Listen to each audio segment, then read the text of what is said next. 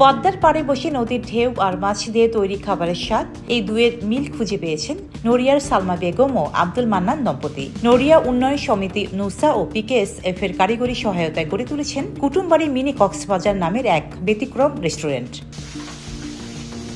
এখানে তৈরি হয় ফিশ রোল, ফিশ সিঙ্গারা, চিংড়ি ফ্রাই, ফিশ বল, এমনকি ফিশ নুডলসও।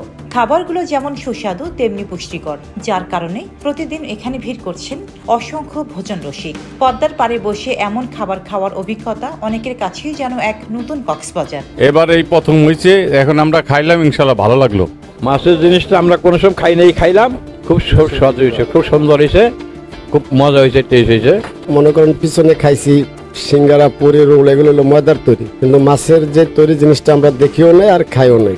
তা আলহামদুলিল্লাহ আজকে সুরেশ্বর এই হোটেলে, নদীর পার হোটেলে খাইলাম, ভালো হয়েছে, খুব সুন্দর মজা হয়েছে। এবং তারা যদি এই আইটেম তৈরি করে আশা করি ভালো হবে ইনশাল্লাহ। আমাদের শরীয়তপুরের মানুষ মাছের প্রতি বেশি, ভক্ত বেশি, আগ্রহ বেশি, এই জন্য আমি মাছের আইটেম গুলা করছি, ভালো সারা পাইতেছি।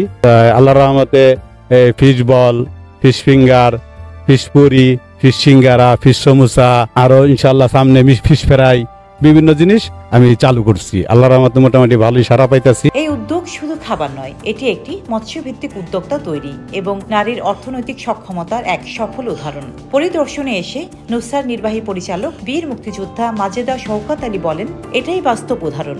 মাছ দিয়েও গড়া যায় স্বপ্ন, আর নদীর পাড়েও গড়ে ওঠে শহরের মতো সম্ভাবনা। বর্তমানে আমাদের 50টা ব্রাঞ্চ রয়েছে এবং এখানে আমাদের প্রায় 70,000-এর মতো সদস্যদের সাথে আমরা কাজ করে থাকি। তো মাইক্রো ক্রেডিট করার ফলে নিত্য নতুন আইডিয়া পিকেএসএফ আমাদের দিয়েছে, ট্রেনিং করাচ্ছে আমাদের সদস্যদের, আমাদের কর্মীদের। মান্নান সাহেব এই ব্যাপারে এগিয়ে আসছেন, ট্রেনিংটা নিতে চাচ্ছিলেন, আমরা ওনাকে ট্রেনিং করাচ্ছি এবং সেই ট্রেনিং করানোর ফলে উনি আজকে মাছ দিয়ে বিভিন্ন আইটেম শুরু করেছেন। এটা একটা আমাদের এলাকার জন্য একটা নতুনত্ব ব্যাপার।